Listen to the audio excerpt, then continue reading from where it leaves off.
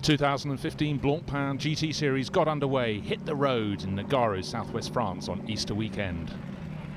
9 different manufacturers coming to the circuit Paul Armagnac to see who will come out on top.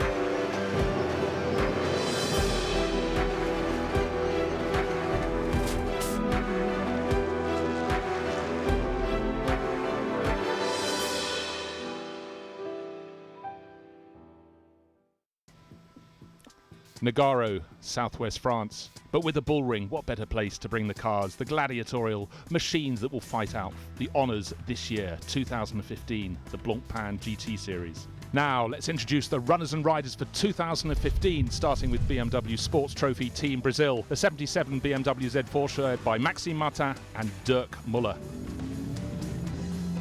77 and 0 out racing for the team in the national colours of Brazil, yellow, green and blue, and how fitting it is that the Brazilian duo that share the sister car, number 0, Rodrigo Sparaffico, and his identical twin brother, Ricardo. We feel very comfortable and the team like our job, know what we did. So we are happy, me and my brother, to make part of this team, our Brazilian team, the mechanics and everything, and we like the championship, so it's good to be back. Last year's champions, Belgian Audi Club Team WRT, back with 4 cars. Christopher Mies sharing number 2 with Enzo Eid. And a new face in the number 1 R8 is Robin Friens, Caterham Formula 1 reserve driver. He's come in board this year to join Laurens Vanthoor. So yeah, we're back again for another year, and I really hope we can confirm those titles and continue by raising our game and showing that we are still on top of our game, and hopefully we can be strong and fight for the championship. That's the main thing. In the end, it's a lot of things have to fit together to be able to win a championship. So I hope that's the goal anyway. Why we're here. The number 3 entry from Team WRT is all Monegasque, with a hugely experienced Le Mans winner Stéphane Ortelli being joined by Stéphane Richelmy, another driver across from single-seaters. And the 4th car in the team shared by James Nash, with hugely experienced German Frank Stippler. With 8 top drivers sharing their 4 cars, you feel there's going to be plenty of inter-team rivalry at Team WRT in 2015. Team WRT not the only Audi team, because Phoenix Racing brought along their car for Nicky Melnov, and ultra experienced and very feisty racer Marcus Winkelhock in the number 6 entry. Reiter Engineering return in 2015 with one of the Lamborghini Gallardo LP 560s for Dutch racer Nick Katzberg, and for German aristocrat Albert von Thurn and Taxis, trying to take the battle to the Audis and the BMWs. Lamborghini's going really well. We've got a couple of issues with the grip level, got some pickup problems at the moment, but I'm quite confident that we'll have that figured out till tomorrow.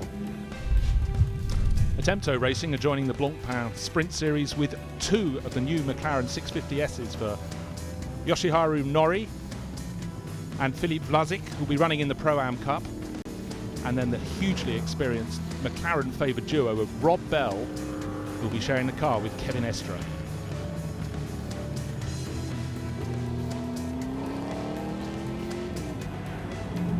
I think the McLaren is going pretty well.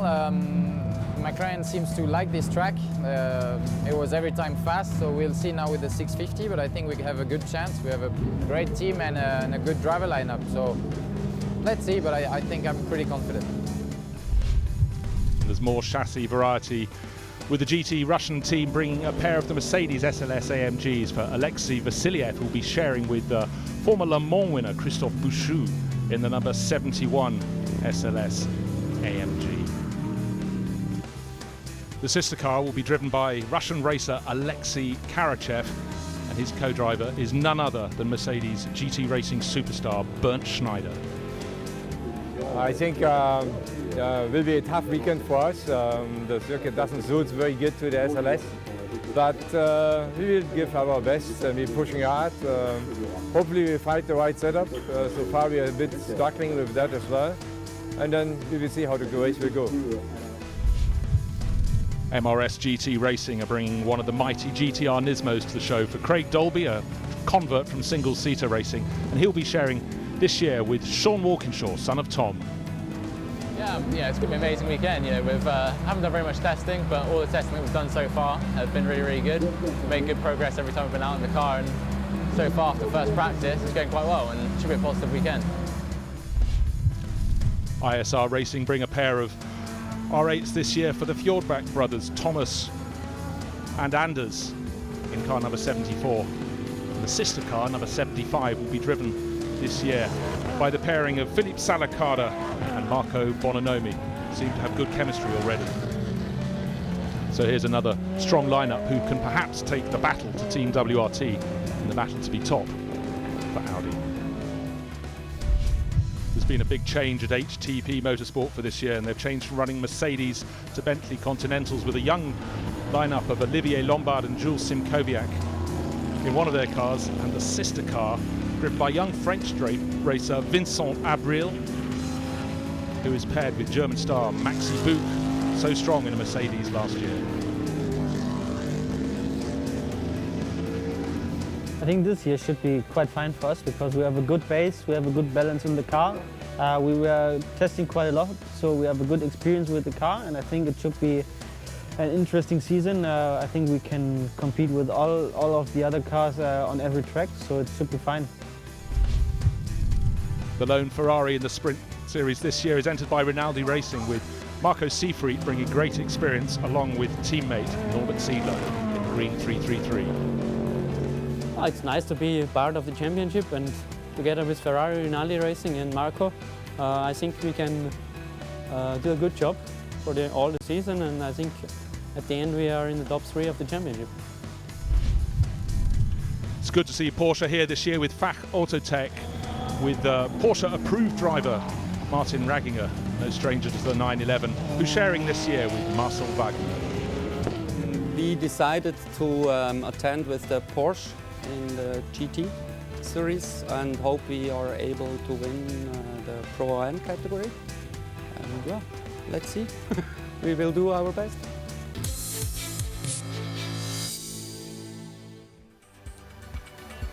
So the sun is shining at the circuit Paul Armagnac for the opening round here at Nogaro of the 2015 Blancpain Sprint Series. Looking great, John. Yes, I have to say, Easter Sunday here in Nogaro is a beautiful day. As we see the tail of the grid, this is exit of turn 14.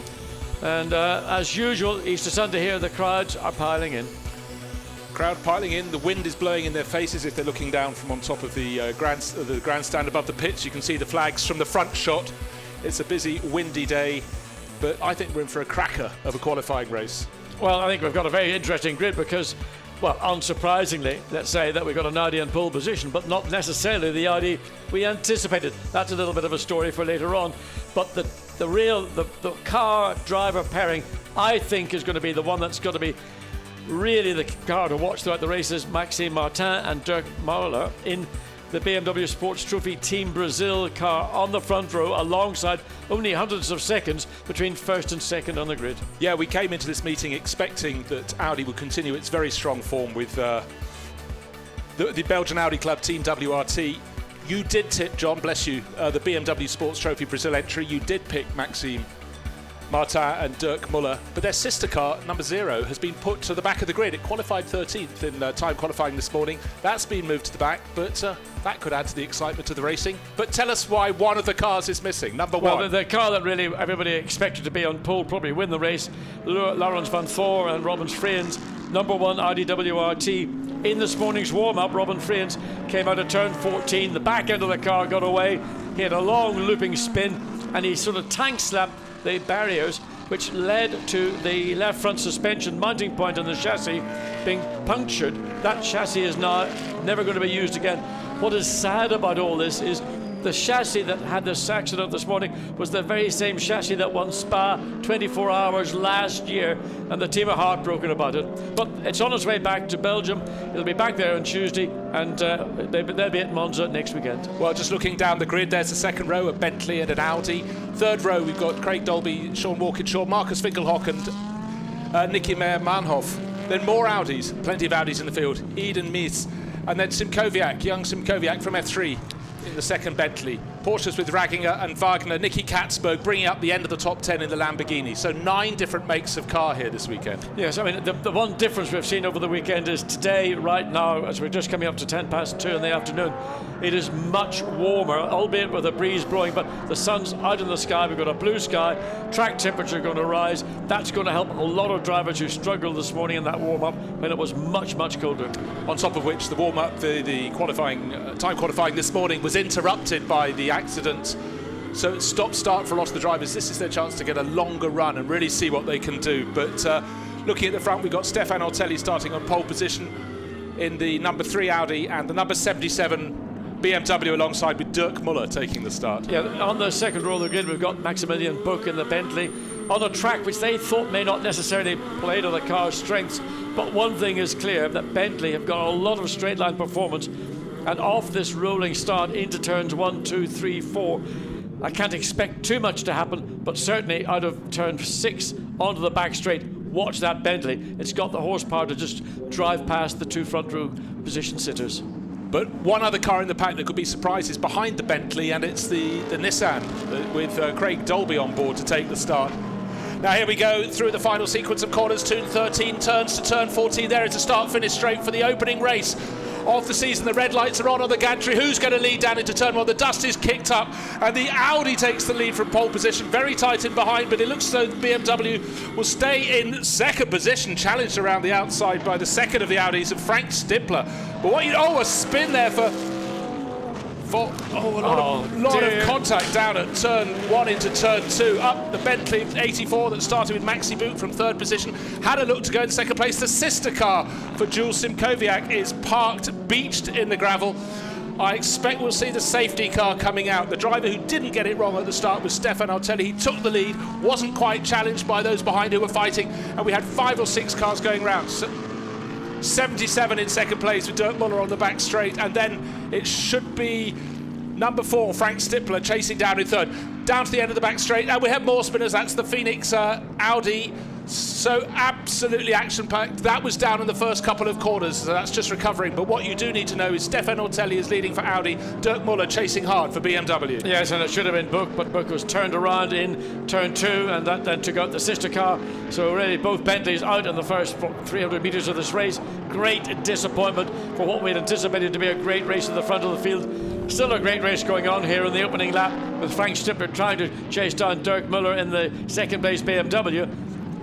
Well, the driver making the charge at the moment is Frank Stippler in the... a lot of bodywork damage for the lead McLaren. Not as it should be. That's the number 55 entry driven by Kevin Estra. But the leader of the race is still Stefan Ortelli as he goes onto the second lap, chased by Dirk Muller. And Frank Stippler very close behind in third place. They've already made a break, 3 seconds clear of the rest. And one of the Mercedes, that's the GT Russian time. It's not the yellow car, which you can see on the screen. It's the 71, which was started by Christophe Bouchou. So French home luck not coming his way, limps into the pits. Well, we've got a yellow flag around turns 1, 2, 3 and 4. And is this... obviously you can't overtake under the yellow flag, and that's not really ideally to do. That's on board with the McLaren. That's Kevin Estra trying to make a move. Strange place to do it, because we've got a yellow flag pretty much all around the racetrack. And that's the battle for fourth place. As you can see, they're already a long way behind the first trio, chasing after Frank Stippler. But the first three looking good, and certainly looking awful, but going very effectively, is Kevin Estra. Still 57 minutes to go in this race, but they're fighting cat and dog. Nissan in as well now. So that's Craig Dolby in from, well, he was about 5th or 6th, but he was one of many cars caught up on that opening lap. Fracas down as turn 1 fed to turn 2. So still seeing Kevin Estra pushing very hard, chasing down Nicky Katzberg as they come down into the sequence of corners, which brings us back onto the original start, finish straight through turn 12. This is the corner. Kevin Estre, who really was a star in a McLaren back in 2013 at the first race we had in Baku in Azerbaijan, and has suddenly elevated himself into the very privileged position of being one of the world stars in GT racing. Well, he started down in about 14th or 15th place, and the fact he's challenging for 4th now shows what an incredible lap, but you can see the battle scars. Oh, very bent tail there on the Nissan 73. Craig Dolby's race, an incredibly short one, effectively over by turn 2. Well, the two Bentleys, they were tagged. One of the Audis was tagged. Now we see the Nissan, and of course the damage to this car we're on board with. Kevin Estre again running really close in turn 4 to the back of the Lamborghini Gallardo driven by Nicky Katzberg. Estre goes the high road, but really he's got little chance. He's got to get back in behind the Lamborghinis. He comes now into turn 6 and hope he can pick up. But look, what we need to see though is Frank Stippler has got right on the tail of Dirk Muller in that battle for second, having a dummy look down to the inside, but he's just letting Muller know he's there. And then the battle behind them, very close indeed. And I think maybe Kevin Estre will be able to make a move this time, but then he'll have the full air on the front of his car. He's still in 5th place, but his lack of bodywork is really going to hurt. Absolutely, the lack of bodywork is doing a pretty poor job in terms of the aerodynamic slipperiness of the car. On the other hand, he actually might be picking up at a downforce because it's so draggy in the corners. It might be giving him some more front end bite. Yeah, well, he couldn't be more in the slipstream of the Lamborghini there. He's still teasing him. He's still looking at the outside the whole time. Now, which of these cars qualified better? The Lamborghini did. Does that mean it has better handling? We don't know, because it was so interrupted in qualifying this morning. I think, in fairness, the McLaren is capable of lapping quicker in the lap. What it hasn't got is the pace where it counts, which is going to be in the faster parts of the racetrack, particularly down the main back straight, where all that aero damage to the car will be acting as like a huge windbreak. Let's have a look and see at the start again. Well, it all is clear for the pole sitter. It looks fairly good for the yellow BMW behind. Car 77, all fine so far. A couple of Audis challenging. We've got through turn 1. Turn 2, though, not such a pretty story. So Winkelhock spun. You can see the front. Poor old Maxi Buch tagged and spun round. You can see the McLaren Kevin Estre riding on board though with the Bentley, and this is Buch's car. Yeah, I mean Buch's in place. He's coming up the inside. Unfortunately, as they got into turn 2, back to this battle for 4th place, and he's now got ahead. Kevin Estre has done the business, but he's having to defend aggressively. That's probably a move that will get the attention of the stewards, because he forced the Lamborghini out to the right. Lamborghini's got through again, so he has conceded, but he's trying to come back up the inside as they go to turn 8.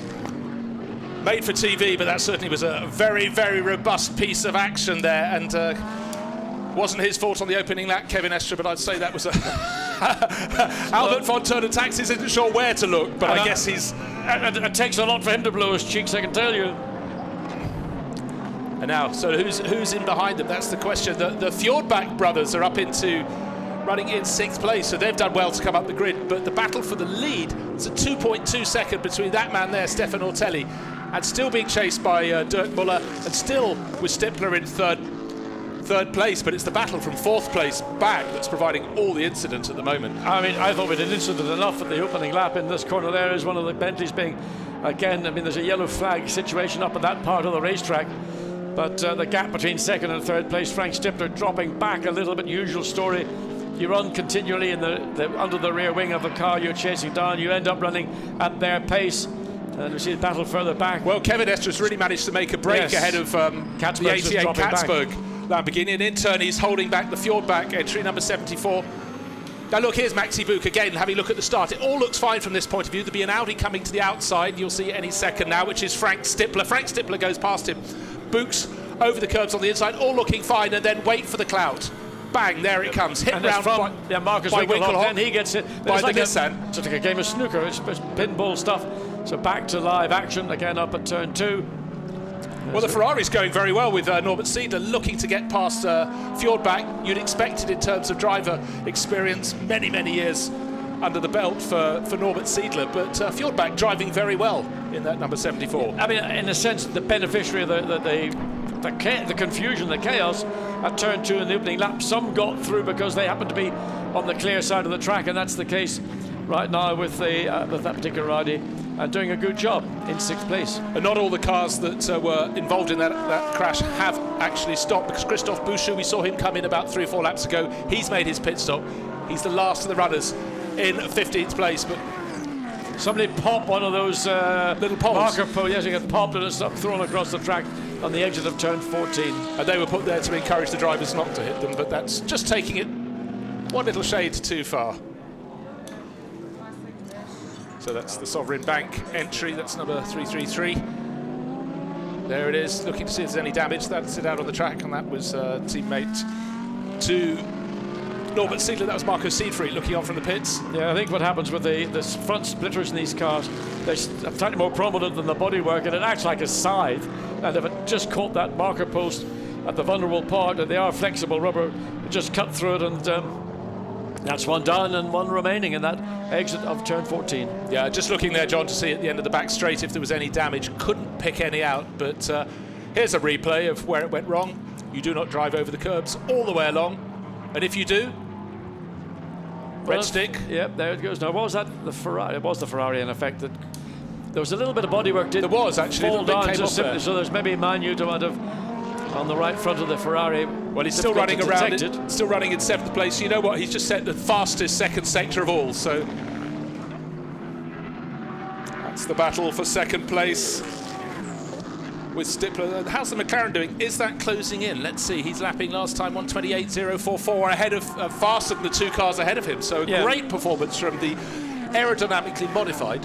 Yeah, I mean, substantially modified. The only car that's running quicker than that is the lead car of Stefano Telli. But Kevin Estra currently in 4th place, 5 seconds approximately behind 3rd place Frank Stippler. It's going to be difficult to run that down, and he's running about maybe 2/3 or to half a second a lap on average quicker than the 3rd place Stippler Audi. So there's plenty of time, but whether he can maintain that pace or whether there'll be further degradation to the already damaged bodywork on the McLaren, because... Well, here's a question for you then, John. Is he going to be underweight when he gets to the end of the race?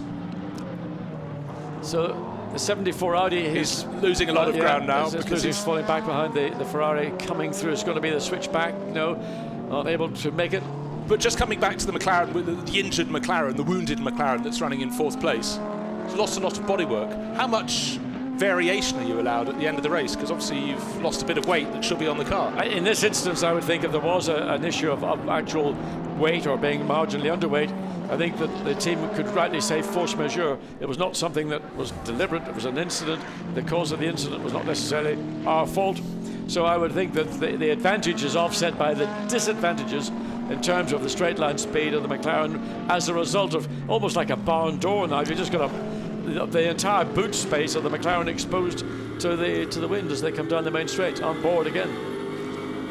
Book's got So Book has got going again. That's the 84 Bentley we're looking at, and he's having a good old tussle with Rodrigo Sperafico, who started the 0 BMW. He was put to the back of the grid, but he's gained a few places. But clearly, we've seen already the speed the 84 Bentley has. A very strong pairing with Vincent Abril. But Maxi Book, we've seen his ability in the last couple of years in the Mercedes, but he's really making this Bentley go. And he was so innocent in that second corner shunt. Yes, he was. He was simply there and just got taken away by an overambitious move by Marcus Winkelhock. Here is where the Bentley ought to have an advantage. We know the BMW is a high downforce kind of car, whereas the Bentley might have a little bit more straight line speed. Another move down the inside, the Audi and the Ferrari. The Ferrari this time, well, again, it's side by side. Ferrari just edges it into turn 8. I must say I'm impressed with the Fjordbacks. They're very short on racing experience, but he's mixing it with the big boys and not looking terribly out of place at all. Main thing is they're avoiding making contact, and that sounds simple, but when you're committed and you're making a lunge down the inside into turn 7 at the end of the main straight, it is easy for contact to arise. And the sister car, the second ISR Racing Audi, being pushed hard by 911 with Martin Ragginger. And certainly that's going to be a good little battle, filling the mirrors of car number 70, which is obviously the yellow GT Russian team entry with Alexei Karachev. He doesn't have their experience, so they should fancy their chances. Yeah, I mean, it's going to be about just getting position. And the Mercedes is dictating the pace of these 3 cars running behind. Then this battle with Sperafico and Max Book.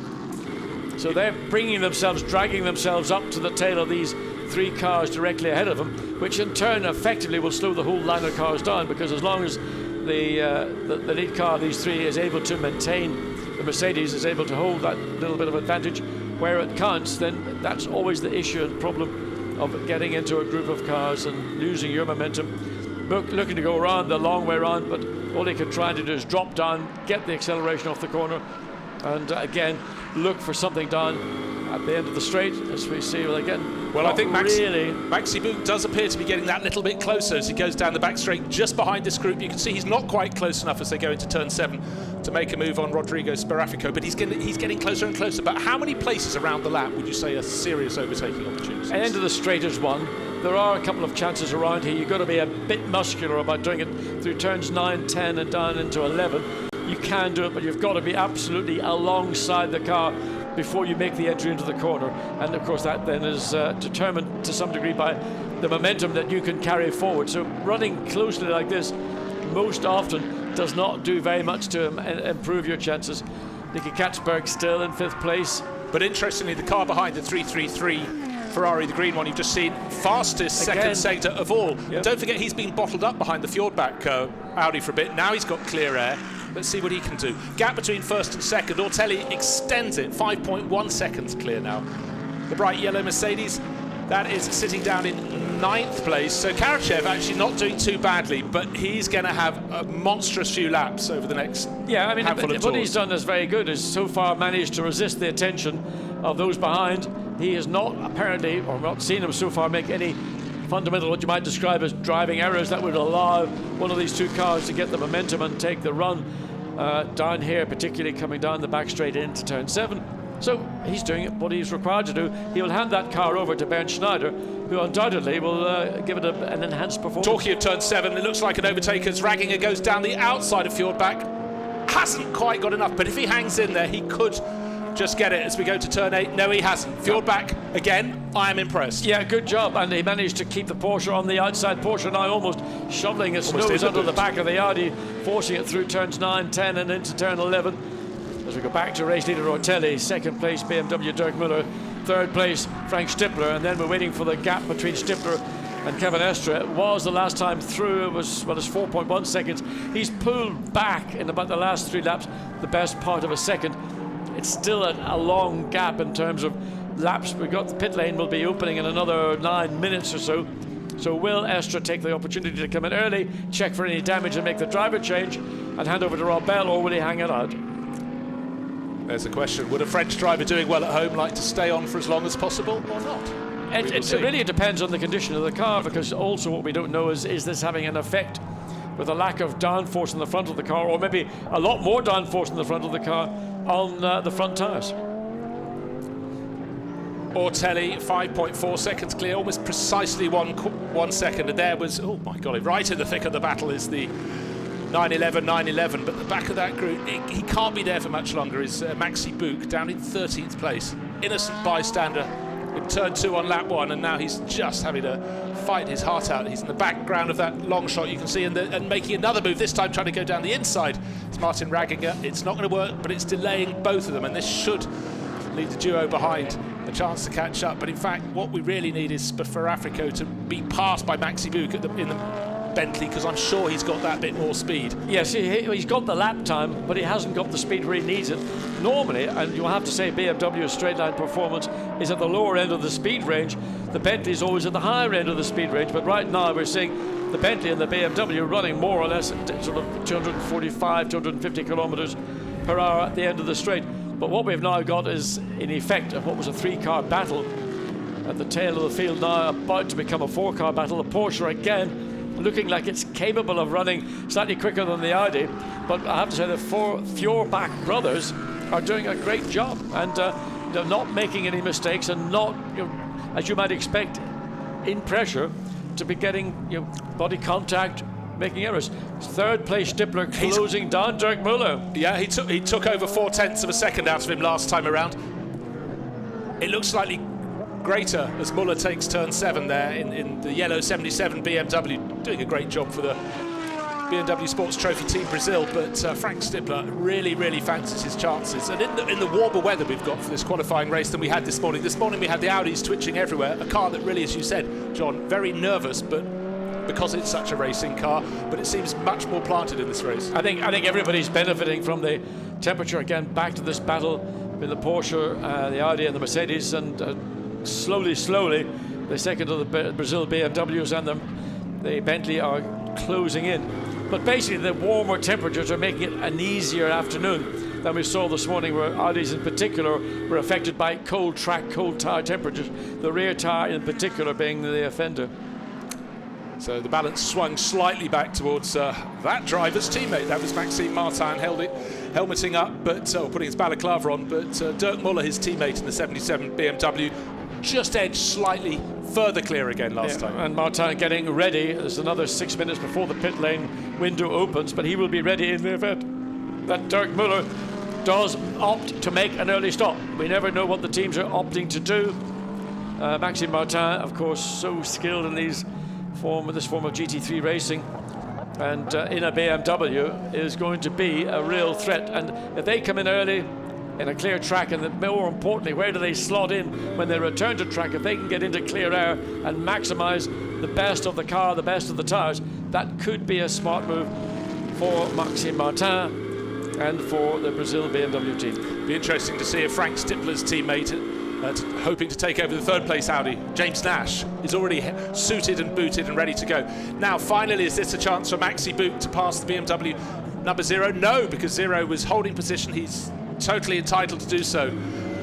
So now the frustration for Maxi Book must really be mounting. Well, it certainly couldn't have got any higher than it would have been at the opening lap in turn 2, where he got tagged by Marcus Winkelhock, but he's worked his way up through the field. He's got stalled out behind the Sperafico brothers BMW, who in turn were probably, because they started at the tail of the field, they're just working their way through.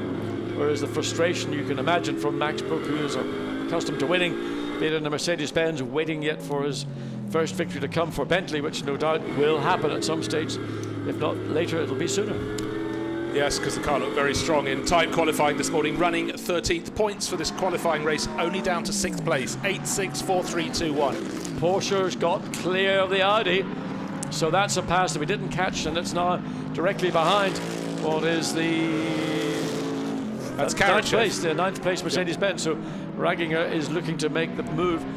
Wonder where he got around the Audi. We didn't have that. Sure, we may be able to see it on a replay, but the Porsche clearly, and Ragginger in particular, has got momentum and an opportunity for the flat 6 water-cooled engine from Stuttgart and the flat 6, so V8, I was getting distracted, the V8 fair enough, from Stuttgart. Here we go, side by side, Porsche power versus Mercedes-Benz power, and it looks to me like Porsche power is all over, done and dusted pretty comfortably indeed. Porsche this time gets ahead of Mercedes, and he's been spending all these laps since the race began trying to get ahead of the Audi, and in the space of one lap gets ahead of the Audi eventually, and also the Mercedes. I wonder how much Alexei Karachev, he's very inexperienced relative to those around him, is starting to feel the pressure there in that yellow Mercedes, nearly up to pit stop time, and I think the 70 Mercedes will be in quite soon. I think he'll be the front end of the pit stop window. Well, he would if your teammate is who he is. Yeah, but also there's been a lot of pressure on somebody who's in relative terms inexperienced, and you hold on, and then eventually just the pressure, and also principally because it took Ragginger to get ahead of the Audi to apply. Now we're getting side by side up into turn 1 and 2. Max Book and Sperafico side by side. He's done it finally, coming out of turn 14, got the run and got ahead of the Brazil BMW. So in half a lap, it's all changed in that 5-car battle. Already Ragginger pulling clear of the Mercedes. Another mistake from Karachev there. Now he's under big pressure from 75, which is Salicada. I suspect the Mercedes is struggling a little bit with overall grip. Max Book seized the opportunity to get past. So we're going to see this is coming out of turn 14, gets the run, gets up, and he gets into position coming up into turn 1. Very late in the brakes, so you've got to give them a dab as you turn in, but he's got the corner and he's able to hold it as the car then made the cut back to, and again, there's the battle for Mercedes just beginning to fall back. As we sort of rather suspected he would, so another place. I suspect he's running out of, well, certainly grip.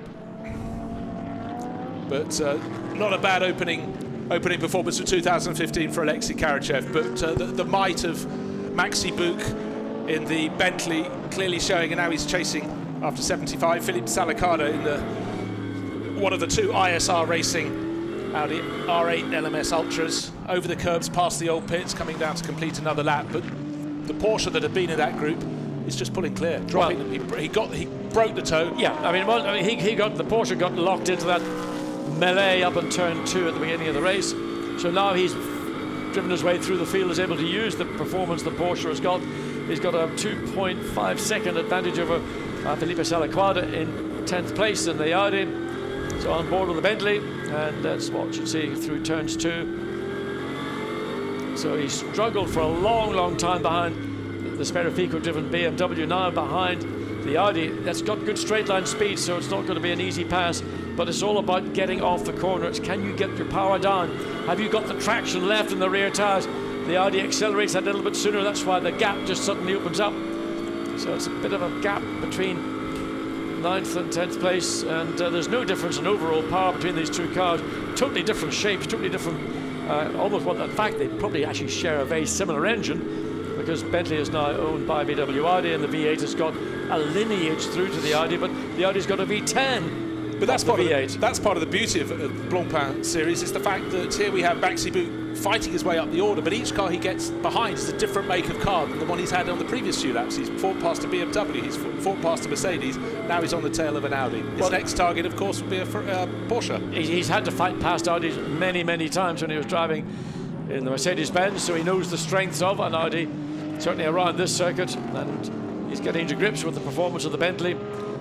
Now coming through turn 14, this is where he made that move quick through turn 14, but not close enough. It shows the nose, but not close enough to do anything about the Audi as it comes into turn 1. As you would, but all the team managers would have kept the drivers informed that next time they come around, the pit stop window will be open. Now, who has been suffering in traffic and wants to come in? Who will stay out? I think Maxi Boot will stay out. He will stay out, and the reason I think he'll stay out is because watching the Bentley, it has got more fundamental grip. Certainly through the slower part of the racetrack, through 1, 2, 3 and 4, he's able to choose his line and hold that line, whereas the Audi directly ahead of him is struggling.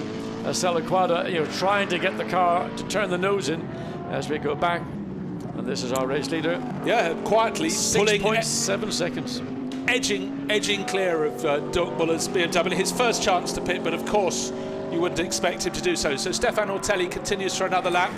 Dirk Muller, I don't expect him to come in this time around unless he's fed up of being pushed so hard by Frank Stippler. He does come in. Well, I think the BMW, but seeing Maxime Martin getting dressed as early as we did was a bit of a clue that they might want to bring the BMW in relatively early. Again, it's about when you come in, you make your driver change, but it's getting back out, and when you go back out, are you going to go back out in the middle of traffic? That's what strategists are in these teams to sort of work out. It's not quite as sophisticated as a Grand Prix, but nonetheless you can still do your calculations, and if you have a normal pit stop, you get wheels on, off the jacks, and then back out. So we've got Bentley coming in as well behind Salaquada. Yeah, so Salaquada and Boot coming in. We've seen the number 2 Audi come in as well, Enzo coming into the pits. So who's going to be fastest? The real key is that Audi versus Bentley pit stop, and Maxi Boot could be handing over to Vincent Abril, desperate to do well at home. Yes, and of course he's got his mentor here this weekend, Olivier Panis, who sort of manages him, guides him through his career. I think Audi had anticipated Vincent Abril being a part of the WRT team this year. He was a junior driver last year, and the Audi is on its way. Oh, that's another Audi. No, that was the number 2 Audi that came in just ahead of them. Yeah. So there's the number 2 Audi rejoining from the pits. Stefan Ortelli underway from our end of the pit lane beneath our commentary box is Vincent Abril, but he hasn't got ahead. Marco Bononomi has just pulled out ahead of him. It was that tight coming in. Good teamwork from both the Audi and the Bentley teams. No benefit, no gain one way or the other. So now, who's coming around the track before they come back out? Now they've managed to get clear track to go out. So I think Vincent Abril was a little bit slow getting out of that pit lane. Many allowed.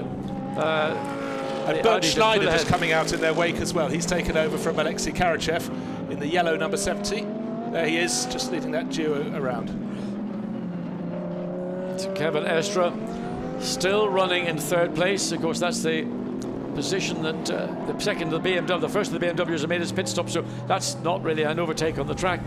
Lots of rubber on the main straight, a little bit of bodywork probably as well from the contacts that have occurred either side by side on the main straight.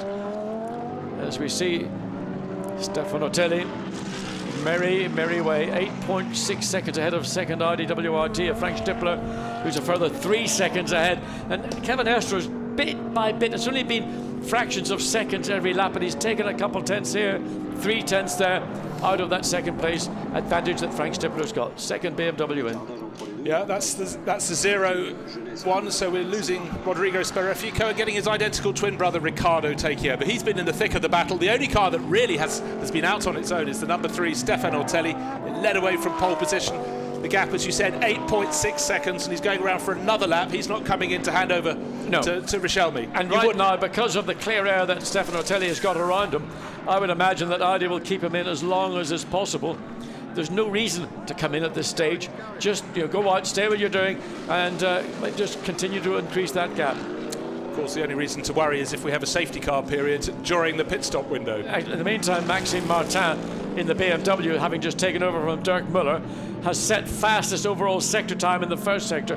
Obviously a personal best in the second sector, but again, we thought when Maxime Martin got in, it was an early pit stop, the first of the pit stoppers. And the reason was get him back on clear air and let him work his magic and try and get that BMW up into position where it is potentially able to challenge what is yet to be the leading Audi, which is yet to make its pit stop. Top 4 cars yet to come in. That's Stefan Ortelli in number 3, Frank Stippler in the second of the WRT Audis in 4, Kevin Estre just been mentioning in the 55 McLaren, and Nicky Katzberg, but really throwing it around. Maxime Martin needs no second invitation. No, I mean his opening lap is a 1:27.7 against Stefan Ortelli's last lap of a 28.9, or Ortelli's best lap of a 27.9. It was the fastest lap of the race so far. Well, that's a pretty good run on your opening lap for Maxime Martin. Bernd Schneider also in the Mercedes-Benz, fastest time of anybody in the second sector. So interesting to see what the Mercedes, very late, veteran, yes, very late run into the pits for our race leader. There he goes, number 3 into the pit lane, waiting for that to be triggered. So Stefan Richelme, his Monegasque teammate, they're both Monegasque, will take over. Very strong opening stint, but it was untroubled. Yes, I'm not quite sure why Audi brought him in at this stage. Again, other than they're looking at where do we get Rakelny back in?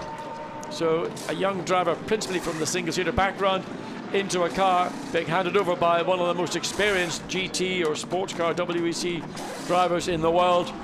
And again, the Lamborghini is in as well. An outstanding job by Stefan Ortelli. Yeah, but maybe they're just playing safe. He was sitting on an 8 and a bit second lead. Let's not worry about any safety cars. Get the job done. Number 3 down off the jacks. Waiting. Come on, Stefan, get it on. A bit of a second. 3-4 seconds. Not quite as sharp as getting the car rolling as it needed to be. That'll work to. Was he going to come out ahead? Here's the BMW. Yes. So he's gained a bit of ground. No, he's lost a bit of ground in all that because it was about 8 seconds, 6.5 seconds before he came in from second place in 77. And Maxime Martin, that just shows how hard he's gone. Plus the second loss by Richelme not getting gear.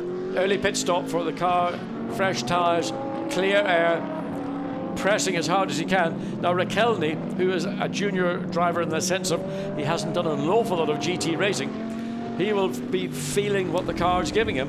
So this lap for Maxime Martin, what will be in effect when all the pit stops are cleared through, will be in second place, and he will be pushing Rakelny all the way to the checkered flag. Stippler goes on for another lap, so he has not pitted. So leading the race now, Frank Stippler by 3.4 seconds from Kevin Estre, who also hasn't pitted. So, but of those who have, Richelme leading, but being pushed very, very hard indeed.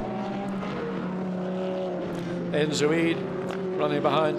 Has Van Turner Taxis got in behind the car? Or that was a little bit tight coming through turn 8. Yeah, that should be Christoph Mies who's just taken it over from Enzo. Yeah, still Nicky Katzberg showing behind the wheel, but I would be surprised. You said the Lamborghini came in, so it will be Von Turner Taxis behind the wheel now. Yeah, it takes a lap or so just to get. You have to go around the second lap before the timing screen goes. But leading the way is Frank Stippler. We've just seen James Nash in the pits waiting to take over the number 4 Audi. McLaren still battered and still going. Number 55 in second place. Kevin Estre, though, clock is ticking, so he's only got this lap or perhaps the next one before he really has to come in. I would think that they're going to be looking to both come in on this lap. They would take a minute and 30 seconds off. That would leave, what, 20, well, just 24, but very close, put it that way. So are McLaren going to make it in? As we see, again, the lead car, Frank Stippler, second place car behind this car, the Mercedes-Benz driven by Ben Schneider. Bernd Schneider's last lap was a 28.006, which is quicker than Stippler's last lap by a second. So the Audi's in, and the McLaren just avoids clipping that white line, which marks the demarcation between the pit lane and a penalty drive-through, but I think he just about got away with that. Well, here's a chance to just see fastest opening sector of a lap. Maxime Martin, the man you picked out at the start of the weekend, John, car 77, really flying, effectively running in second place. Will there be a change here? Frank Stippler's just got out of number 4 Audi in the pit lane, and James Nash with the blue flash on his helmet just got in to take over. Behind him is the GT Russian team car 71, but that had lost a lap effectively. Yeah. What's going to be interesting is to see this gap here between Rakelny and Maxime Martin. You can see it's almost halved in the space of that lap. Martin's last lap was a 27.546 and Rakelny's was a 28.7, so 1.2 seconds advantage to the BMW. That's the effect of your first flying lap. But the Mercedes has got between the two as it came out of the pit lane, and that's going to be Maxime Martin cursing in his helmet. So that should have Richelme into the lead of the race now. Rob Bell on his way out of the pit lane, and they battered, bruised and abused McLaren. That's about $100,000 worth of bodywork that's been trashed in the space of a millisecond. Yes, it's no longer a 650S, it's about a 640. Probably. There he gets ahead. Just ahead of the Ferrari. Indeed. Oh, that was tight, and that's Marco Seifried's taken that over after the pit stop. So, Rob Bell, it was tatty before I got it, sir, he'll tell them. And we can see that. It happened on lap 1 on the second turn. Totally innocent bystander, effectively. The track was blocked by the spinning Audi and poor Maxi Books. Well, both Bentleys, in fact, got involved in that, and only one of them has managed to return to the field. That's Vincent Abril in that car. He's in 11th place, lapping in a 128.9. Not good enough by the standards that we would have expected from the Bentley, but it's the first race. So, first two cars coming around to complete the lap. At the moment, our timing screens say James Nash is leading the race. We know he isn't though, because of course he was just making his pit stop at that time. 3 takes the lead again, top of the timesheets. That's Stéphane Richelme, but the gap 1.8 seconds back to Maxime Martin, who is really flying in the number 77 BMW. Yeah, the lap times. That time Rakelny got the advantage. That was because one of the two Russian-entered Mercedes got between the BMW and the leading Audi, and that's where Martin lost ground, and he lost ground by the second of over 1.2 seconds. He was quicker on the opening lap. Stefano Telli just reporting to the team, but he also lost substantially, finding a way around that Mercedes, the second of the two Mercedes, and he now is having to work to get that 1.8 seconds back to what it ought to be under a second. 9-11 really having a fraught time there with Martin Rackinger, and he's fighting very hard with Marco Bononomi and Audi, and this is just how GT racing should be on an Easter weekend, John. And Audi clashing with, well, not clashing, bashing right alongside with the Porsche, but up front it's Audi leading the way, the WRT team, with Stéphane Richelme having taken over after that great opening stint. Yes, there we see the battle for the lead, and again Maxime Martin. It was 1.2 seconds when they came across the line. That's been reduced already, just over halfway around the lap. So let's wait and see what we're going to get from Rakelny as he comes across the line. Last lap at 28.2, Martin 28.7. I think it's going to be the other way around. Martin has picked up 1.2 seconds was the gap as they 1.8. Sorry, as they came 1.3, so half a second advantage to Maxime Martin. So now, let's see this battle for the lead of the race. Looking on board, we can see what Maxime Martin can see. Not much of a lead there for Stéphane Richelme. Stéphane, single-seater racing for a long time, drifted a little bit wide there, so already he's starting to feel the pressure. He's trying to settle in. He already had a bad start. John, what's happening? Well, we've got Rakelny trying to not make a mistake, probably maybe pushing a little bit too hard and forcing the front of the car in turn 4 to run that little bit too wide, but hasn't recovered back out of turn 5 and through turn 6. So the BMW, you can see the gap not really changing a great deal. It's going to change under braking, obviously, because the BMW is braking later, so the gap, but then the seesaw effect. But through these corners, 7, 8, 9, 10 and 11 and 12, that's, I think, where Maxime Martin can close down the Audi, and he's got to get really as close as he can to the Audi. He's not going to make it past in a straight line. It's going to come probably as a major lunge down the inside in any one of these corners on the return to the pits, or possibly, and it'll be very brave to do it, somewhere around turn 3 or 4. Yeah, just looking down at turn 7 there, John, Richelme was a little bit tatty as he tried to complete the braking and turn in. Drove better through the remaining corners of the lap. He's just coming up to the final corner, turn 14. Gap last time, let's call it 1.4 seconds as close as. It doesn't look as though it's actually close a great deal. 1.2 seconds, he took just over a tenth of a second, but it will be relentless, and I do feel he'll be putting the pressure on so hard that Richelme will be the one that cracks. Well, I mean, watching the BMW come through turn 2, clearly the BMW's got a lot of grip. He's able to pick his line. We can see him spotting those curbs on the apex better than Richelme can do on the Audi. He's also using the curbs a bit more. Well, he's got that little bit more bite all around the racetrack. Where it's all going to go sort of slightly static is here on the straight. Audi has got good straight line performance. That V10 engine from Munich has got a lot of, you know, what do you want to call them, German horsepower. BMW's V8 has got sort of similar horsepower, but is a fractionally a more draggy car.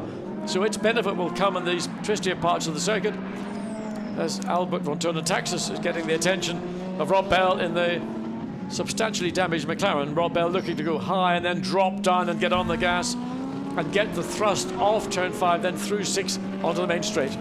And Marco Seifried sitting in behind in the 333 Ferrari. He could yet gain if he can get onto their tail, but you do feel that Rob Bell will be starting to become that little bit frustrated. And you do wonder, oh, another passing move, and that's Ragginger being pushed back. That's Marcel Wagner being passed by Vincent Abril. Yeah, so Abril has gotten through the Porsche. Another very, very aggressive defence now as the Porsche attempts to come back.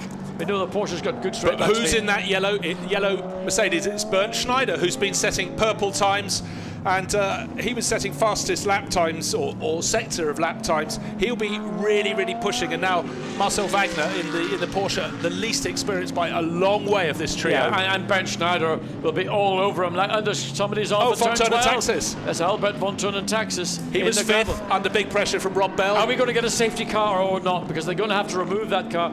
I don't think he'll be able to drive it out of the gravel. So will we see a safety car intervention, which will, of course, have a bearing on the outcome of this race?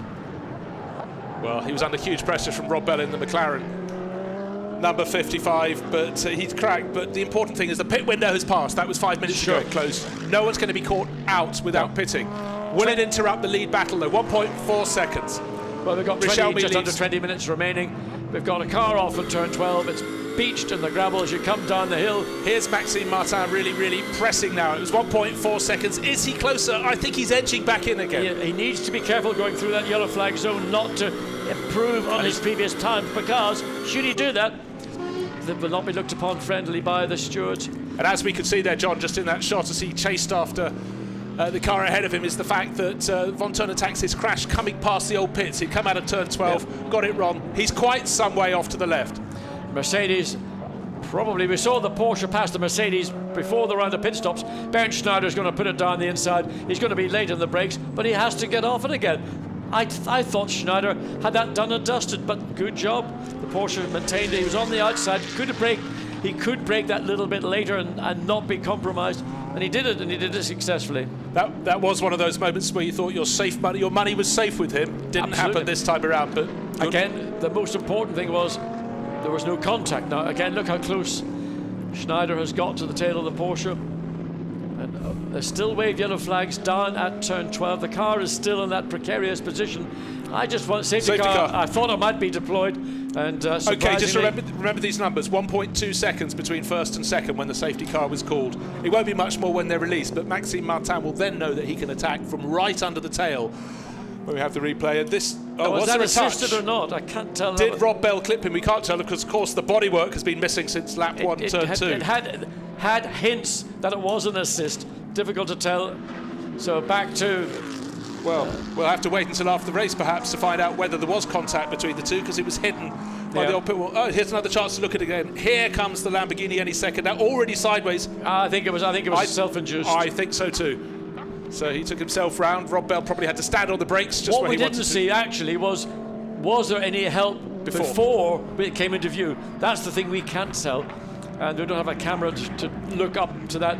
So there could have been a little bit of assist under braking, because it would take so little to destabilise the back of a car when it's nose down, under braking, and about to enter the corner. Well, we'll never know until after the race we can find out, because it was hidden. But the tail of that Lamborghini was coming round quite a lot. So I mean, it is possible that maybe there's the very lightest of contact, and that's more than enough. You can see Hans Reiter, he's not happy about it. I think I think Albert von Thurn Taxis is saying, I got hit from behind. And there's the face of the owner of the Reiter team, and a lot of frustration showing. So the car is now going to be towed clear. And we can't see the corner that could have been hit. That's hit just around the far side. We didn't have that view available. So it's possible there might have been slight contact. I think he was probably hit, and we're just hearing that Albert has told Team's boss that he would say that, but I would think if he was going to spin it, he'd have started spinning a bit further towards the exit of the bend. I think Hans Reiter's face, the frustration on his face, summed up what had occurred. We had to second guess it until we got that confirmation, and Albert von Thurn Taxis has confirmed, or through the pit lane, through the pit garage, that he was attacked. No, not attacked, that's too strong. He was tapped. Potentially. A tap at the rear, but it was at the most critical point of the entry into a corner, and just nose down, tail up. It takes very little, and all of a sudden the back's gone, and there he is sailing backwards into the gravel. So safety car has been deployed. Safety car is deployed. Here's a little vignette for you. Bernd Schneider is down in 11th place while the safety car is running. We have just over a quarter of an hour remaining in this race. He has the potential to pick off a fair few, but he has to get up to 6th place even to get a point. And of course, finishing position, not just for points, but also starting position for tomorrow's race. So he's really, really got to see what he can do to pick it up. I mean, it's an enormous ask from 11th to 6th to get past 5 cars, albeit they will all be in a line of cars. It really is up to the pit lane to advise their drivers as to the point the safety car will be withdrawn, and to ensure, I mean, people like Bernd Schneider have done this thousands of times, so they are on it, they are aware of what the likely scenario is going to be, but there's still a long way back, and it's about trying to get the momentum, and you are meant to run. All these cars are running at approximately 80 kilometers per hour, one behind the other, and they're required to keep some kind of continuity of distance. It's not quite a delta system. We don't have GPS plotting on any of these cars. We don't have the circuits wired to deal with all that level of technology. But everybody has been told 80 kilometers per hour, keep station, don't drop back or don't run. It's trying to bring some control into these safety car deployments. Safety car, we're being told, is coming in this lap, and there's been fantastic racing, a bit too much drama on the opening lap, but look at the tail. Well, there's the Mercedes just ahead of the BMW. Just behind the Porsche there. And so he's going to have a chance, but again, it depends. Once the safety car is withdrawn, then you're just going to get on with it. Now, this morning, it seemed the curse was on the Team WRT. 3 of their 4 cars were involved. 1 of them didn't get to start the race, but the remaining 3 are running 1st, 3rd and 4th, somehow coming back their way. So Richelme starting when the safety car goes in at the end of this lap, just ahead of the BMW of Maxime Martin. The Lamborghini has made it back to the pits, so perhaps Albert can reiterate what he's passed through the radio. Yes, I mean, I don't know whether he wants to try and, with 13, 14 minutes of the race remaining, whether they will attempt to get the car back in again. They might wish to do that just to ensure that there isn't any ancillary damage that they haven't spotted, just with a quick cursory check around the car. The key corner is the far side at the back to see if he's had any. There's not a lot of white paint haste to check out whether this is going to be a car that will go back in or not, or whether Albert feels, well, so Stefan Richelme will be leading away the restart. The lights are out on the Audi, and of course Richelme's wise. He's hung back, but look right under his tail, and importantly behind the BMW that's sitting behind him is a car that's a lap down, which is the number 71 with Mercedes with Alexei Vasiliev. He will provide a buffer for this too, so they can escape from James Nash. And here we go, the restart. That Mercedes is in the way. What a great exit there from Stefan Richelme. Used the curb, not too much, and Maxime Martin just cannot close him down as they go down to turn 1. This time, let's see if the field can get through. Okay, a restart, not the real start, but there, a good job done by Richelme. Yeah, I've been watching the BMW. Maxime Martin is able to really, as I spot those apexes with more success than we're seeing Stefan Richelme do. The BMW is still showing that little bit more bite and grip in these tight corners.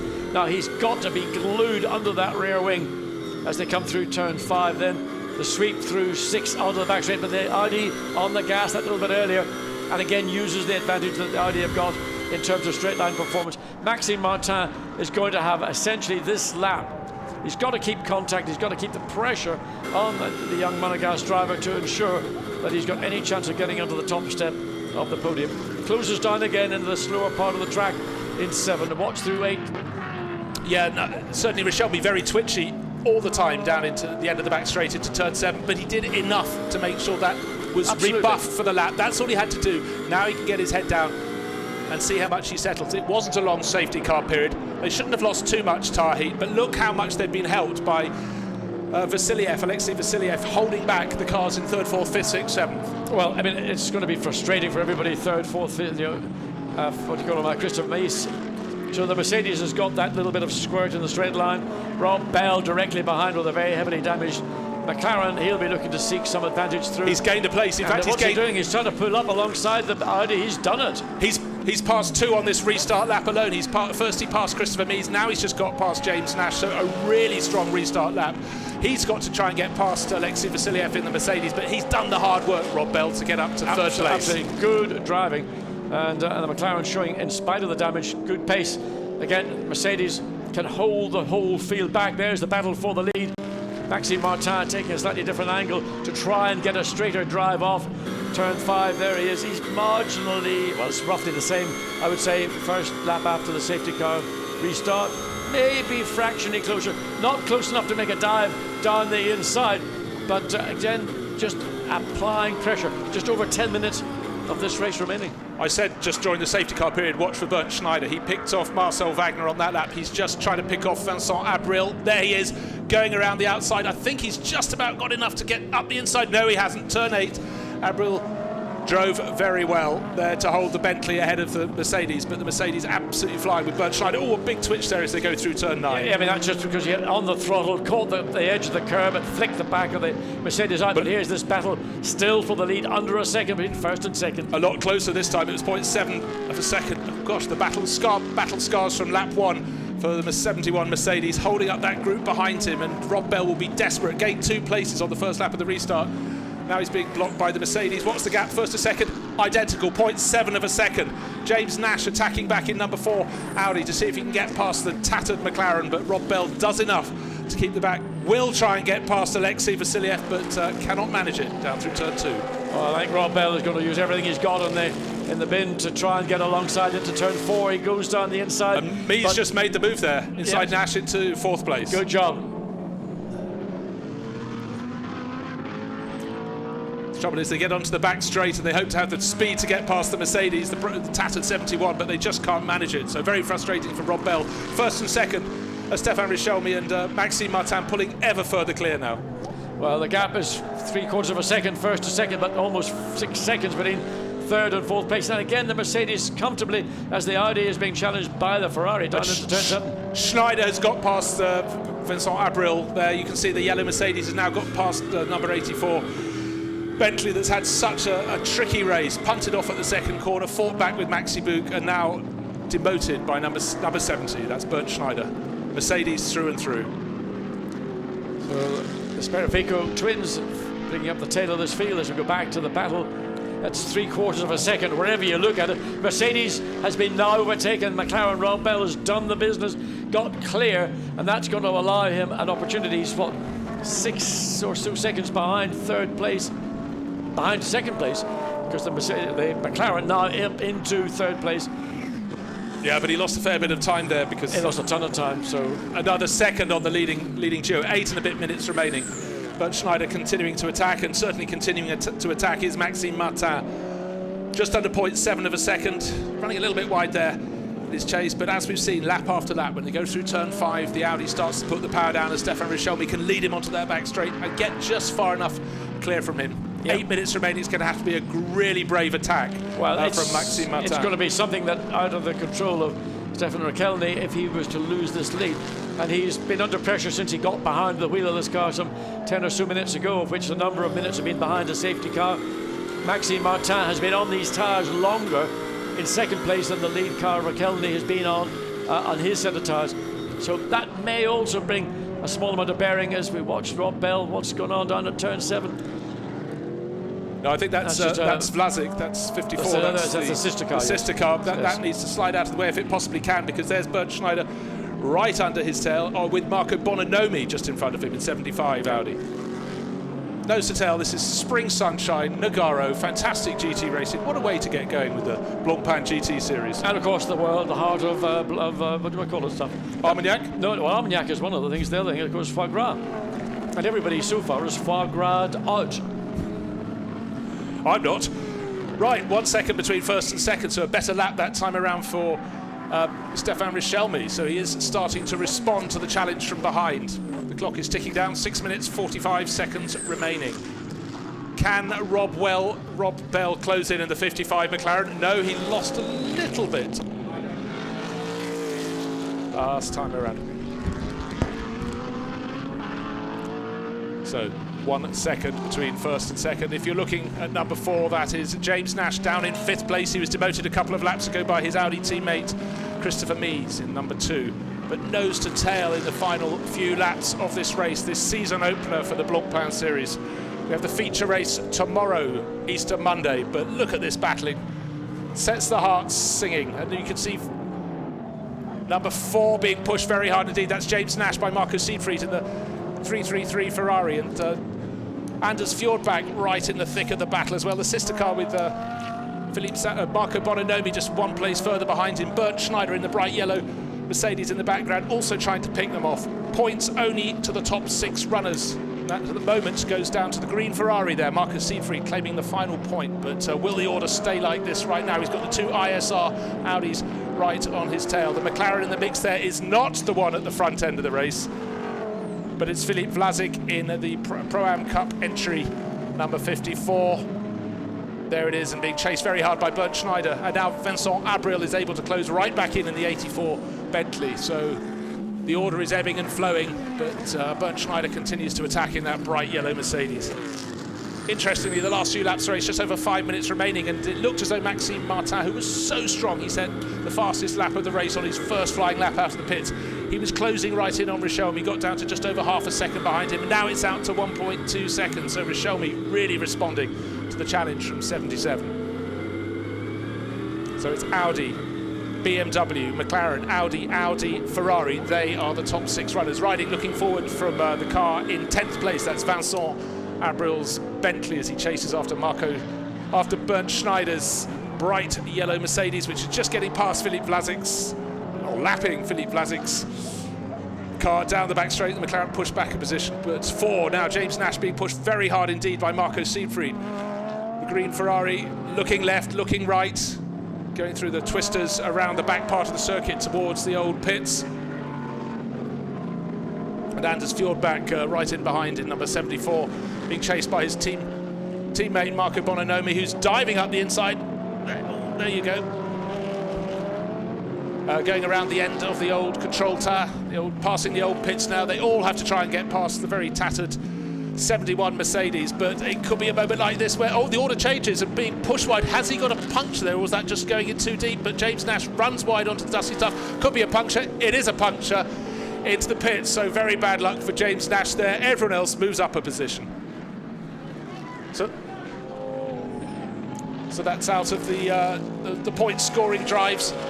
And now what we're seeing is Christopher Mies going up the inside. He's hunted down the McLaren for 3rd position, and Rob Bell wasn't able to resist him. Looked as though he had 3rd place in the bag, but perhaps that early race damage now looks like he's perhaps even cruising in. Looks so in the space of about 30 seconds, we've had the car from the top 6, which is number 4, get a puncture, and then a slowing McLaren was caught and passed by Christopher Mies. So we now have the 3 Audi leading the race. No, the McLaren is still going, but that's interesting. He's dropped back a very long way. So Stefan Richelmy leading by 1.2 seconds from the 77 BMW of Maxime Martin. Rob Bell was 3rd, but now it's Christopher Mies in the 2 Audi up into 3rd position. And Marco Siegfried should be moving up to 4th. Oh, and off the track, so maybe he too has a puncture. We've seen Rob Bell slow, he's letting the others pass. The car that's just gone past him is Bernd Schneider, so he's lost about 4 or 5 places. Can't see if it's sitting low on one side, but he's cruising back to the pits. So what was a great recovery drive by Kevin Estra, and now Rob Bell looks as though they're going to go home empty-handed. And there's Vincent Abril with the onboard camera, and Bentley number 84 diving inside him around the end of the old pit lane, being followed by Riccardo Sperafico in the number 0. BMW getting right in on the act again, and I think we will see coming into the pits. No, he's going on, only 2 and a bit minutes remaining in the race, and Rob Bell is carrying on. He doesn't see any point in pitting. And the next driver to attack him will be Marcel Wagner in the 911, Porsche 911. Gap between first and second, almost identical lap times, came down very slightly. Maxime Martin 1.1 seconds down, and I think he's closing in. It's going to be nervous times down in the Team WRT pit for Stefan Ortelli, who started the race in pole position, kept out of trouble, led all the way, came in to make his pit stop, handed over Stefan Richelme, and now being caught hand over fist. Oh yes, he is nervous. Let's check those fingernails, Stefan, because his teammates and fellow Monegasque Stefan Richelme holding on in the front of the race, but Maxime Martin 1.1 seconds down last time, way less than that, half of that. 1.5 minutes until the checkered flag is coming out, so it should be one more lap and then one more beyond that for this duo. Coming down there, turn 11, turn 12, and it's way less than a second now. It's probably less than half a second. Has he left this attack too late? It looked as though Richelme had started to eke clear, but certainly the gap is down to next to nothing. 0.6, 0.7 perhaps as they start this lap. 0.684 of a second. Wow, this is the seat to be in on this lap. This is the chasing car. This is Maxime Martin, the Belgian driver. Oh, and another slip and a slide from Stefan Richelme, understeering out of turn 2. That's a 1,000-mile stare from the pit lane there from Stefan Ortelli. Can his fellow countryman and teammate Stefan Richelme hold off Maxime Martin's charge? And he's new, don't forget. Stefan Richelme is a single-seater driver through and through, and here he is in GT racing. This is the last lap of the race. I think he's done enough to stay ahead. Let's see, this is the vital corner coming down into turn 7, the end of the back straight for the final time.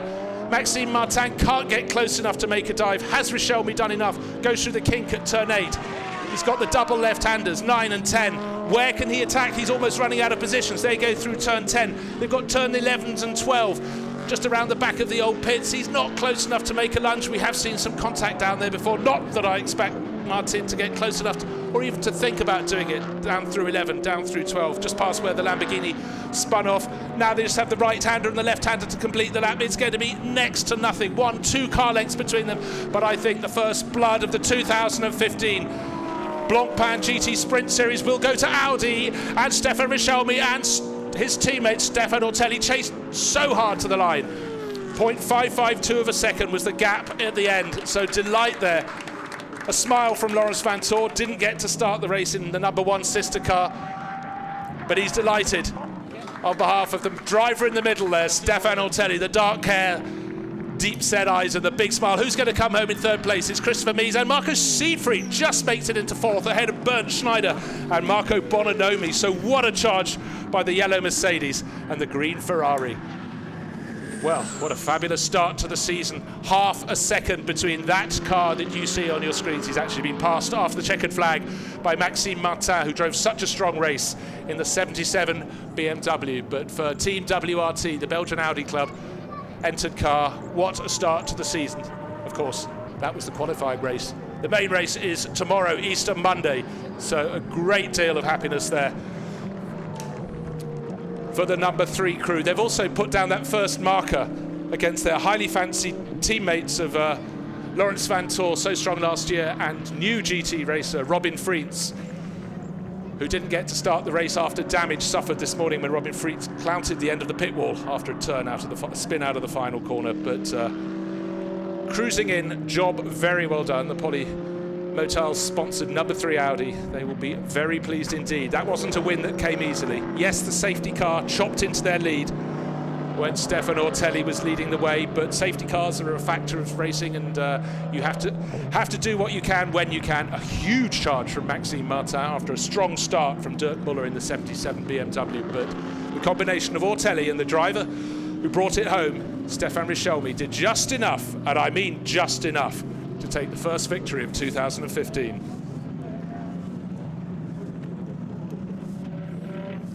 Conditions fair, particularly if you're in the race-leading car, but the 77 crew can feel they did a good job too. Dirk Muller And the driver who brought it home, Maxime Martin. Third place, Christopher Mies and Enzo Eid. They had a really quiet race comparative to everybody else, but did just enough. They should have been chased home by the sister car of number 4, James Nash, but a puncture dropped them out of position. And there's Stefan Richelmy.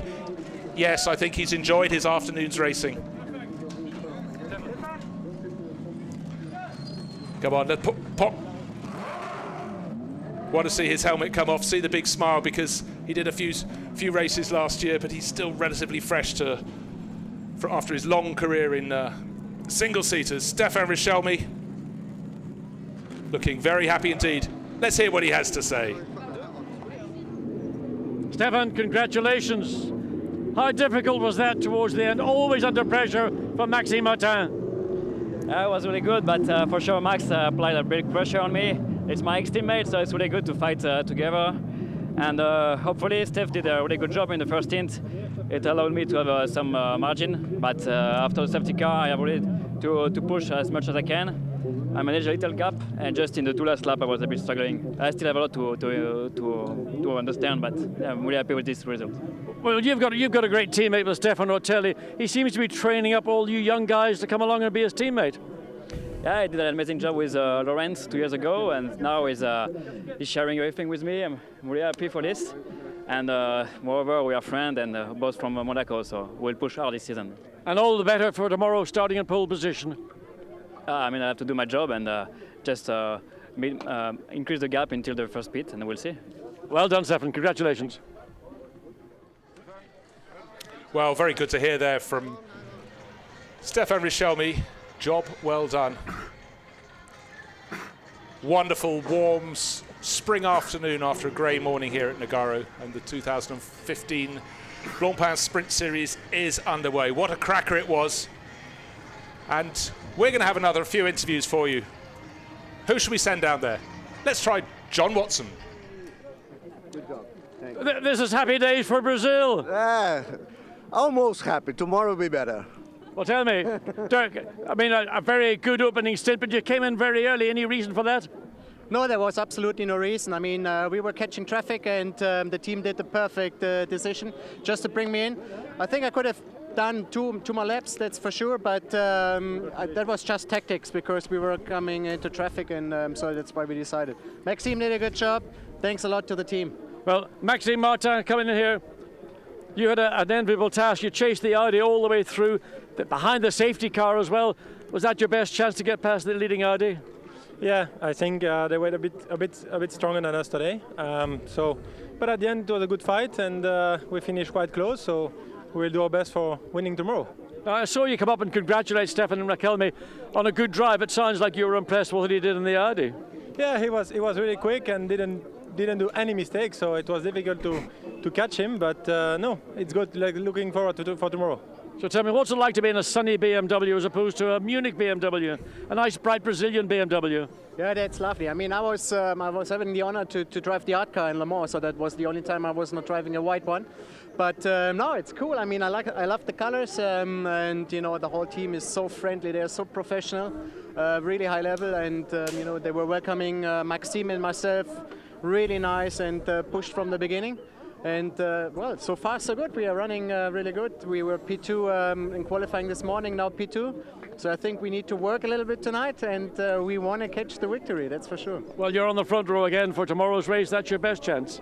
Absolutely, it's the best chance. I mean, we see if you're running in clean air, we are really, really strong, and but we are pushing. So it's I'm happy to be back here. I think that was my first Blancpain race, and I really enjoyed it. Well done. Thanks, Dirk.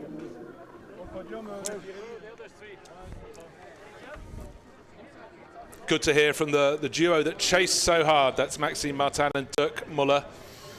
They've now got to rush around the corner, walk up the stairs, and go to the first podium of the season. So just to reiterate, if you just come in, missed a fantastic qualifying race, Stefan Richelmy and Stefan Ortelli won for the number 3 Audi. Dirk Muller and Maxime Martin second in the 77 BMW. Then Christopher Mies and Enzo Eid, a quiet race, but they worked their way through to take the final podium position, moving up the order in the final few laps. So Audi, BMW and Audi take the first blood here at Nogaro.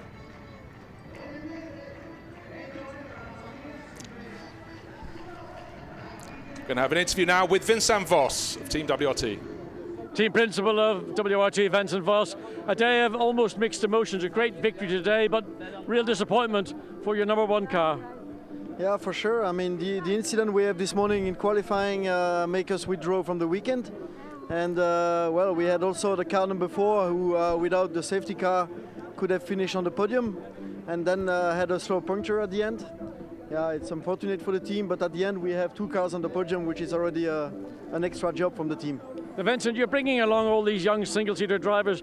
Is that the future of GT racing, or is it just your way of doing it? I think it is the future of the young. Well, I think they have a great thing to do in GT racing. At the moment, GT racing is growing a lot, and I think there is a big future, a bright future for them in the GT. But I tell you what, the old boys still get it done. Stefano Telli, I mean, great opening stint. Well, when you see the young guys and the old guys, like see Ben Schneider and Stefano Telli, they did a great job, and it's nice to see them on track doing such a great thing. Vincent, thank you very much. Well done.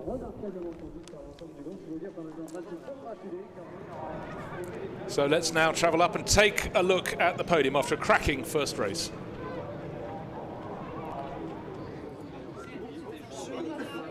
Just having a look at the drivers, they've worked their way up into the green room behind the podium, and it was Audi from BMW and Audi hope to grab the results, and here they come. So it was Raquelme and Ortelli winning in the number 3 Audis. Then Maxime Martin and Dirk Muller second in the BMW. Christopher Meade, Enzo Ide third for Audi. Marco Seidfried, Norbert Siedler worked up to 4th for Ferrari. Then Bernd Schneider from the back with Alexei Karachev takes 5th for Mercedes. The ISR Audis come 6th and 7th. Vincent Abril and Maxi Buch involved in the first corner action up to 8th. And here now is the podium ceremony. Ortelli first onto the top step and Stefan Richelme right alongside him. Joined by the BMW racers, Dirk Muller there, and behind him Maxime Martin. Very good chase led by them. And then Christopher Mies, there he is shaking hands, and Enzo Ide going past, congratulating his teammate there, Stefan Ortelli.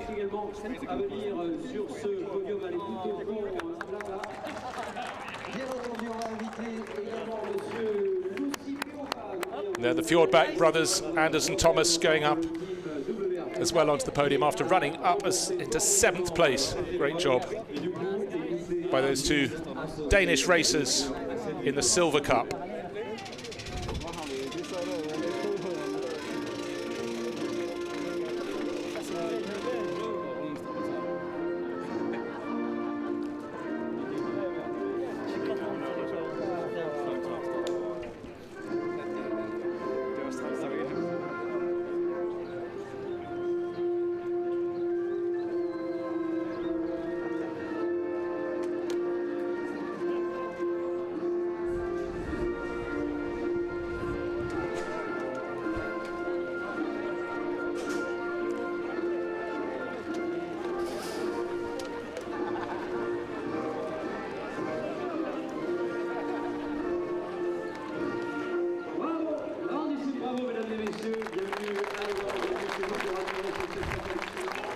So the national anthems played there for the winning duo of Stefan Ortelli and Stefan Richelme, who weathered the storm, John Watson. Yeah, I mean, they did a great job. Principally Stefan Ortelli getting off the line cleanly and getting the advantage. And then a good stint by Stefan Raquelme, who was under more pressure in his stint than the more experienced Stefan Ortelli, and particularly from Maxime Martin, who we know is an outstanding driver in a BMW. But as Dirk Muller said, and we sort of alluded to in the broadcast, Muller came in that little bit early to get track position and get Martin out and let him use the strengths of the BMW Pirelli tyres and try and get position to eventually get into the lead in the overlap during the pit stops. Didn't quite happen, but a great battle, and the appreciation I saw down in the Parc Fermé of Martin and Raquelme. He enjoyed that battle, really a good battle between 2 young drivers. Raquelme coming from single-seaters, Martin, who has been now more GT-based for a number of years. Yeah, it's always great to see that sort of camaraderie, because they know they're all trying to travel a similar path, but it doesn't mean you have to be offensive to each other or bear grudges, but it was really, you might have done, John, but it's kept it clear. Yes, I mean, there was a lot of feisty driving out there. I mean, you think after a long winter off, and okay, they had a bit of testing done at Paul Ricard and some in Misano and Italy, they might have got all that sort of dirty water off their chest, but as soon as they see a car, they want to attack it. But of course, by doing so, all you do is damage your own chances, and of course, the car that you might come into contact to. And we did see that incident up in turn 1, took out Max Buch initially in the second of the Bentleys. Other cars were damaged. I mean, Marcus Winkelhock, normally bulletproof when it comes to driving, and an Audi just was the guilty party probably for this particular instance. Great drives through the field. Kevin Estre, Rob Bell and the McLaren, disappointment that they didn't get a podium. James Nash, as I was walking down to the Parc Fermé, drives in with a left rear tyre deflating. I missed all this when I was walking down. They just waited until he left the booth, John, and did it. Good to see the Fjordback brothers finishing 7th overall. Young Danes, they win the Silver Cup class. They kept out of trouble. The key is always keeping out of trouble. If you do so, you have got a chance of picking up good points, or in this case, in the Pro-Am Cup, you're getting your due rewards. And I wonder, is that a lovely bottle of Armagnac? You get a lot of gifts down. Look at the trophies. I never got a trophy like that in my life. Time for a comeback, John. Well, I've never stopped, have I? Oh, of course. But so, first blood. This is Easter Sunday, Easter Monday. Bigger and even better. Well, we're going to see it. This is the key again is going to be off the start, the rolling start into turn 1. And the pole position is going to be Raquelme and Otelli, and you've got Maxime Martin and Dirk Muller. They know their best chance of getting a victory in the main race on Sunday is to get ahead of the Audi at the earliest convenience, and that's got to be into turn 1 and turn 2. So I expect to see a fairly aggressive start from both those drivers. Well, let's just hope it's not quite as aggressive into turn 2. That shook up the race, but it was a big shame. Marcus Winkelhock tipping Maxi Buch's Bentley round. But it led to plenty of comebacks. Yeah, and I mean, further, the Nissan, Tom Walkinshaw and Craig Dolby, they also got tagged or fairly heavily hit from behind, so we never got to see the pace of the Nissan, which would have been a strong midfield finisher. Stefan Richelme led away from pole position. The BMW tucked in behind, but the problem was to come when they got out of turn 1 into turn 2. All looking good so far, but just wait, hold on to your hats. Suddenly, round goes Marcus Winkelhock. He hits the 84 Bentley, which is clouted by the sister Bentley, off into the gravel. The first few have pulled clear. You can see huge amount of damage to the bodywork of Kevin Estre's McLaren there, holding off, perhaps pushing off Nick Katzberg in the Lamborghini. Not to impress teammate Albert von Taxis, but one of the cars on the charge early on, kicking up the markers at the edge of the circuit was the 333 Ferrari. Yeah, Martin Martin getting ready for the driver change. And then, of course, this is the battle that was going on for the lead all the way through the second part of the race. The safety car intervention, of course, brought everybody, the field together. But Bernd Schneider behind the wheel of the Mercedes SLS inevitably was making progress. Yes, and also the 84 Bentley riding on board with that at the moment. This is Vincent Abril picking his way back up the order. We got to the round of pit stops. And there is number 3 coming in from the lead. The lead had been compressed. And Stefan Otelli handing the car over to Stefan Richelme. But it's all a question. Look at the gap there. It was about 6 and a bit seconds, but already Maxime Martin was on the charge. He'd got taken it over a lap or 2 earlier, and he really started to close in. He got far closer. Yeah, I mean, and all through the field there we saw what we didn't realise at the time, but subsequently turned out to be a mild attack of contact. You don't get it in the NHS, you get uphill for it, but there was a little bit of contact, and round went Albert von Taxis. And out came the safety car, but the key was the release after the safety car period, and Stefan Richelme absolutely nailed it through turn 14 and got Maxime Martin off his tail. And then number 2, Christophe Mies, started to pick his way up the order, delayed there by the Mercedes of Alexei Vasiliev. And look how the field of cars was bunched up behind them. Yeah, nose to tail. That's the effect, in fact, of the whole safety car intervention. So up the inside, and there's the left rear puncture on James Nash. Now, where did he get that? We weren't quite certain. It was a slow puncture by all accounts. It ruined his race. He was up to 4th, 5th position, and then that benefited the car behind the Ferrari, but Stefan Otelli had to chew his nails to the quick because he knew that Stefan Richelme had to hang on. Closing in Maxime Martin, how close could he get? Half a second was the eventual answer.